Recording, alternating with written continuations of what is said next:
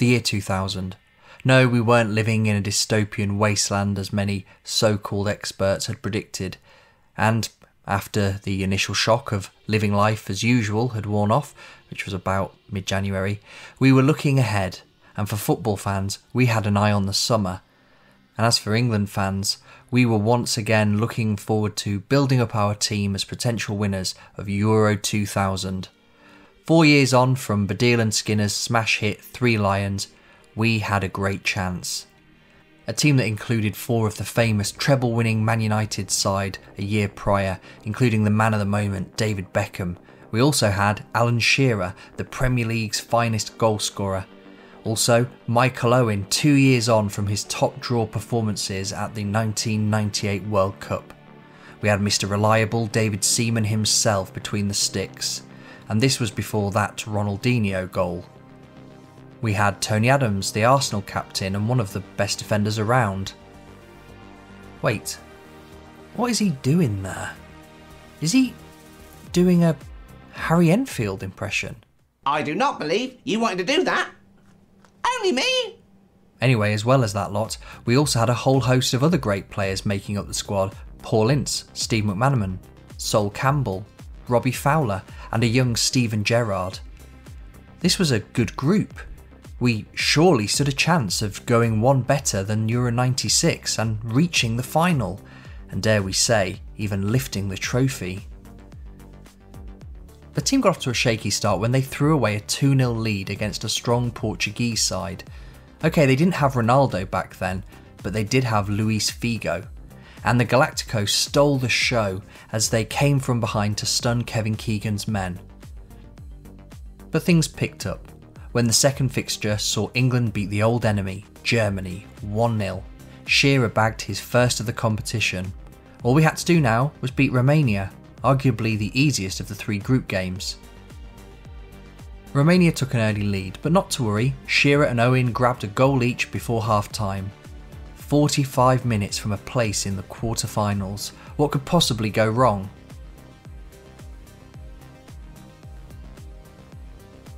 Okay, so England failed to live up to the hype, not for the first time. But fortunately for me and any other England fan living in the year 2000, EA Sports gave us an opportunity to put everything right. UEFA Euro 2000 was released on Windows on the 28th of April 2000, and the PlayStation version came out, rather bizarrely, on the 10th of August, 5 weeks after France had lifted the trophy in the final held in Rotterdam. Anyway, with the Euros about to be held in Germany here in the year 2024, and with English fans confident of our chances of bringing football home, we never do learn, do we? I thought it was time to go back to Euro 2000 and put things right. With that England squad, we should have done so much better. So with that in mind, am I capable of doing it? Am I able to lead England to European glory? Well, pixelated glory. As Kevin Keegan would say, I'd love it if we beat them. Them being the rest of Europe. Honestly, I will love it if we beat them. Love it. After playing through the qualifying round, which I won't bore you with, I qualified for the competition and eagerly anticipated the group draw.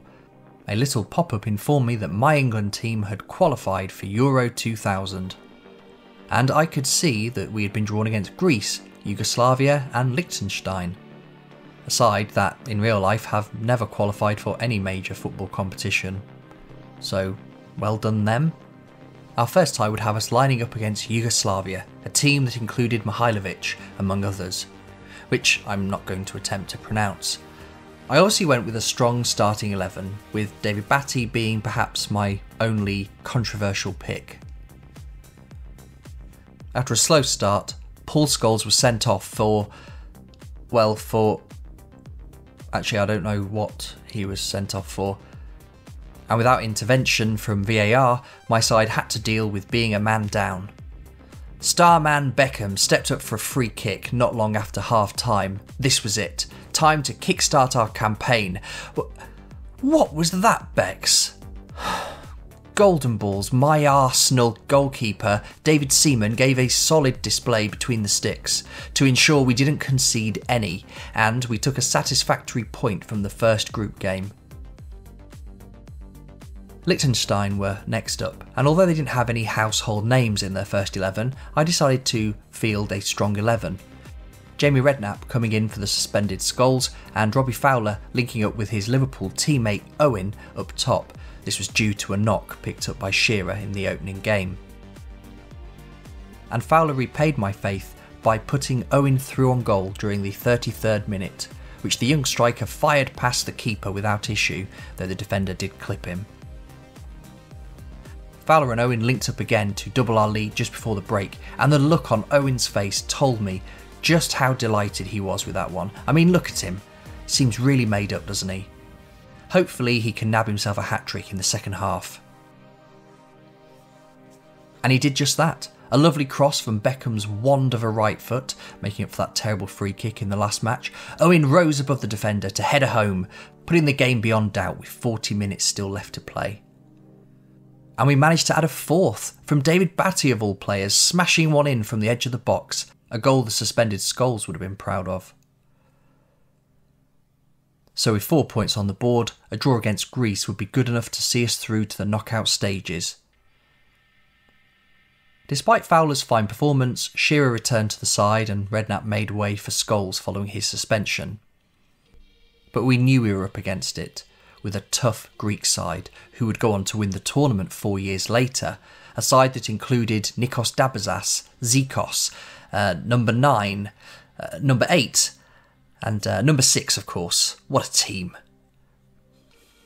A hard fought encounter. It did seem as though we were destined for yet another goalless draw, but then, in the last 10 minutes, Shearer looped a ball over to Owen near the back post. He initially struggled to get the ball, but a shot that almost looked like a pass back to Shearer hit the keeper and rolled over the line to give us a late goal and surely ensure our place in the quarters, something the real-life equivalents to my pixelated heroes couldn't quite manage. The knockout stage draw had us matched with Belgium, the co-hosts of the competition. Now this is a pre-Golden Generation Belgian side, but they will still provide a tough opposition.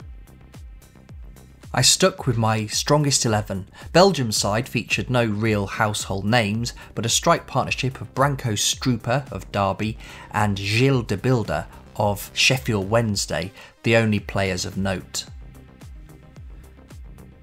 Around the half-hour mark, we were gifted a free kick at the edge of the area with our set-piece specialist Beckham, ready to grab his first goal of the tournament.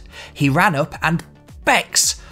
What the actual... Fortunately, we had managed to keep the game 0-0, despite Belgium having more shots on target during the first half. We needed to up our game after half-time.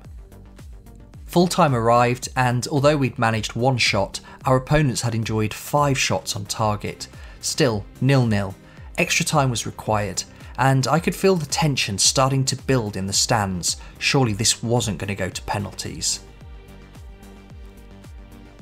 Leaving things late, super sub Andy Cole hit top bins to win it in the last minute of extra time, a golden goal, and into the semis we go, matching the performance of the real-life Euro 96 squad. The tournament was starting to take its toll on the lads. Rotation was required, so Graham Lissow and future England manager Gareth Southgate were brought in to the defence, with Darren Anderton and Paul Ince replacing McManaman and starman Batty. Cole earned his start, with Shearer dropping to the bench. Meanwhile, our semi-final opponents, a star-studded Norway side, were lining up with Henning Berg, Tor André Flo, Ole Gunnar Solskjaer and Erling's dad all in the team. This would be a tough one. They might have a great forward line, but we have a defence that hasn't conceded once in this competition so far, so they don't stand a Yes, Solskjaer has put them in front, with a little help from Mr. Reliable David Seaman, who appeared to palm it into the top corner. That's fine, there's lots of time left, we can do this. The referee felt that this cynical challenge on Owen from, who I can only assume is Henning Berg, was nothing. Not to worry, because Berg's Man United teammate Scholes soon got us on level terms with a beautiful strike from just next to the penalty spot, which is a place that we should have been taking a penalty from moments earlier if the referee was not dodgy. And the relief was plain to see on Scholes' face. Look at him, look how relieved he looks. So with that goal, extra time would be required again if we wanted a place in the final. After the penalty shootout defeat in the semis of Euro 96, we needed to get ourselves another golden goal. And this time we didn't need all of extra time. Just a few minutes into it, Owen whipped a ball across the area and Cole... what on earth was that? Okay, so we did need some more time. But this was it. Our star striker, Shearer, he was going to step up and contribute to the cause. A cross and a defensive mix-up that was reminiscent of Owen's goal against Greece allowed Shearer the chance, and he only needed one, as he curled the ball into the back of the net to put England into their first major final since 1966. So our opponents in the final would be none other than Spain, a side that would enjoy great success in this competition in 2008 and 2012 when they won it to bookend an impressive 2010 World Cup win.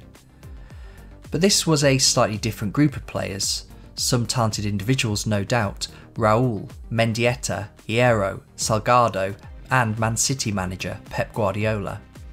But despite that, I fancy our chances for this final.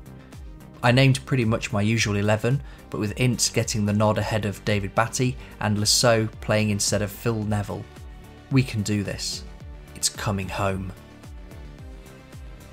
Mendieta with a ball to Raul, a cheeky shot from the edge of the area, tipped over by Seaman. What are you playing at? Raul's first goal of the tournament. I'd have that down as an own goal personally, but fair enough. Not to worry, plenty of time on the clock to turn it round. We have come from behind before after all. And if nothing else, it adds to the drama of this video. Good chance from Shearer. We can do this. Go on, Shearer. Cheeky, very cheeky. This is promising. Okay, so 1-0 down at half time. This second half is when we're going to need somebody to step up and become a hero. Beckham puts Owen through. This is it. Oh, come on, Michael. What are you playing at? Scholes on a winding run. Come on, Scholesy. Oh, man, this keeper's having the game of his life. A rare Spain attack. We just need to defend it. No! Seaman again. What are you doing? Owen has a chance. This is just not going to happen. Time's slipping away. We lost. Well, that was a bit anticlimactic, if not fairly true to life, wasn't it? Restart the match. Yes, please. Michael Owen, 5th of the competition. Get in! Paul Ince, 2-0. It's coming home. It's coming. Penalty, referee. He's given it. Beckham to make up for all those free kicks he's wasted. They think it's all over. It is now. We did it. Look at those celebrations. The players are clearly loving it. Well deserved, boys. Well deserved. Never in doubt. Well, except for when we actually lost the final. I suppose I could just edit that out. Champions of Europe. 34 years of hurt. Over. So I managed to win a trophy with England. Over to you, Mr. Southgate. Hope my victory can inspire you and the boys. And to you, the viewer, thanks for watching. Like and subscribe if you'd be so kind. Also, why not check out one of these 2 videos on screen? The one about football management games in particular might give you a further hit of nostalgia. Until next time, stay safe and keep gaming. What's that you're drinking? No, they're looking after us fine, thank you. I bet you've got your fishing rod with you as well, haven't you? It's a pina colada, a large one. Mike, tell us, what's going to be tactics for the Egypt game? Couldn't get it into the suitcase. We're going to have to leave it there. I think we've got some technical difficulties, Mike, but thanks ever so much, yeah.